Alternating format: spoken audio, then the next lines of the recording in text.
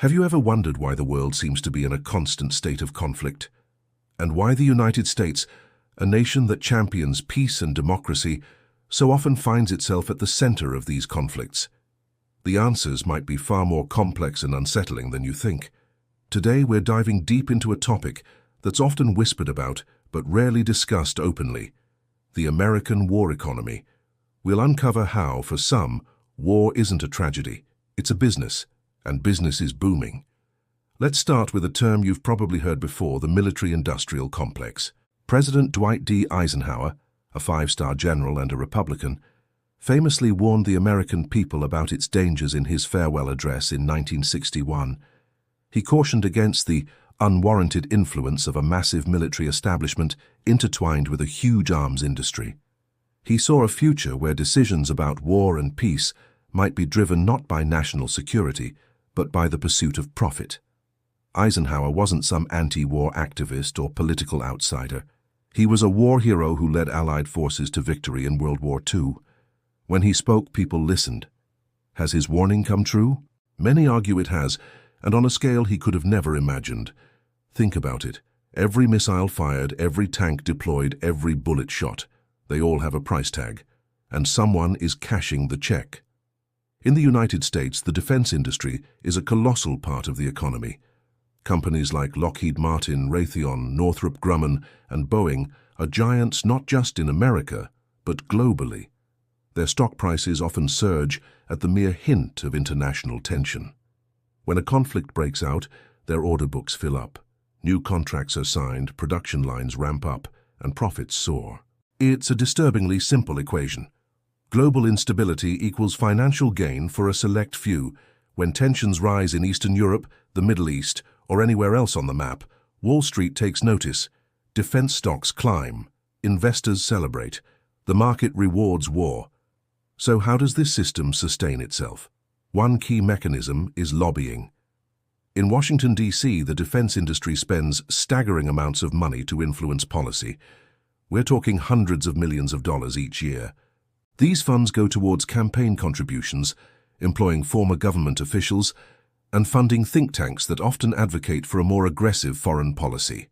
They paint a picture of a dangerous world that requires constant military readiness and, conveniently, a constant supply of their latest and greatest weaponry. This creates a powerful feedback loop. Politicians, grateful for the campaign funds and job opportunities, are more likely to approve massive defense budgets and support military interventions. The defense companies then get more contracts, make more money, and have even more resources to influence the next cycle of political decisions. It's a well-oiled machine, and it's designed to keep running.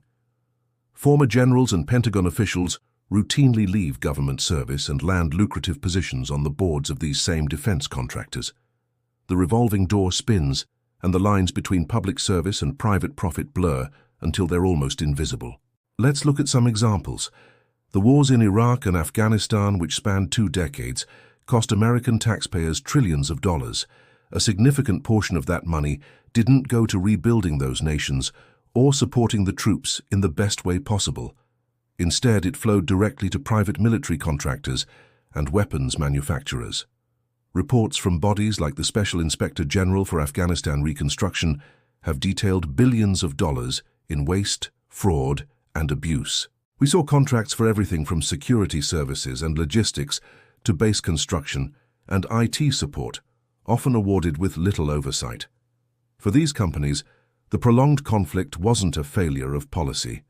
It was a sustained revenue stream. The longer the war lasted, the more money they made. Meanwhile, soldiers patrolled dangerous streets, and ordinary Afghans and Iraqis struggled to survive in the chaos. But the profits kept rolling in, quarter after quarter, year after year. This raises a critical question. Are American military interventions truly about spreading democracy and protecting human rights, or are they often a cover for corporate interests? The pattern is hard to ignore. We see interventions in regions rich with resources like oil, or in strategically important locations that benefit corporate supply chains. Humanitarian crises are often cited as the primary motivation, and while the suffering is real, the solutions proposed often involve military action that just happens to benefit the same defense and corporate entities. It's a cynical perspective, but when you follow the money, it leads to some uncomfortable conclusions. The interests of a boardroom in Virginia might have more influence on foreign policy than the needs of people thousands of miles away. The rhetoric talks about freedom and democracy, but the money flows toward private profits and corporate expansion. The consequences of this war profiteering are devastating and far-reaching. Most importantly, it perpetuates cycles of conflict. When war is profitable, there is a financial incentive to start conflicts and a disincentive to end them. Peace becomes a threat to the bottom line. This leads to endless wars that destabilize entire regions, create massive refugee crises, and cause immeasurable human suffering. The very weapons sold to promote stability are often the ones that fuel the next conflict, falling into the hands of extremist groups or being used by oppressive regimes against their own people. Today's ally becomes tomorrow's enemy, armed with American-made weapons paid for with American tax dollars. Think of the human cost. For every billion-dollar contract, there's a story of a family torn apart, a village destroyed, a child who has known nothing but war. While executives and shareholders celebrate record profits, soldiers return home with physical and psychological scars that last a lifetime. And the citizens of the countries where these wars are fought are left to pick up the pieces, their homes and futures shattered. The system prioritizes profit over people, and the collateral damage is a moral stain on all of us. Behind every stock price increase is a real human tragedy. Behind every quarterly earnings report is a community in ruins. Furthermore, this massive expenditure on the military-industrial complex has a profound opportunity cost. Imagine what we could do with the trillions of dollars spent on war. We could be investing in education, healthcare, renewable energy, and infrastructure. We could be tackling poverty, climate change, and disease. Instead, a huge chunk of our national treasure is funneled into a system that thrives on destruction. The prosperity it generates is concentrated in the hands of a few, while society as a whole misses out on the chance to build a better, more peaceful, and more sustainable future. Every dollar spent on a missile is a dollar not spent on a teacher, a hospital, or clean water for communities that need it. So what can we do? It can feel overwhelming, like we're up against an unstoppable force. But awareness is the first step. Understanding how this system works is crucial. We need to demand more transparency and accountability from our elected officials. We need to question the narratives that are used to justify military action and ask the tough questions. Who really benefits from this conflict? Is there a diplomatic solution? What are the long-term consequences? When politicians beat the drums of war, we need to ask who stands to profit.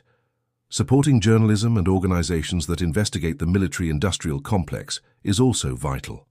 They are the ones shining a light in the dark corners and holding power to account. We should also advocate for stricter regulations on lobbying and campaign finance to reduce the influence of corporate money in politics. And perhaps most importantly, we need to champion a different vision of national security. One based on diplomacy, international cooperation, and investment in human well-being, not on endless military spending. Security doesn't have to mean missiles and tanks. It can mean education, opportunity, and peace. The idea that war is a business is a shocking and deeply uncomfortable truth. It challenges our beliefs about our country and its role in the world. But it's a truth we must confront if we ever hope to break the cycle. The path to a more peaceful world begins with dismantling the economic incentives for war. It's a long and difficult road, but it's one we have to walk. We owe it to the soldiers who fight these wars, to the civilians who suffer through them, and to future generations who deserve better than what we've given them. Thank you so much for watching and for being willing to engage with such a complex and important topic. What are your thoughts on this? Let me know in the comments below. And if you found this video insightful, please give it a thumbs up, subscribe to the channel, and hit that notification bell so you don't miss our future investigations. Every bit of support helps us continue this work. See you in the next one.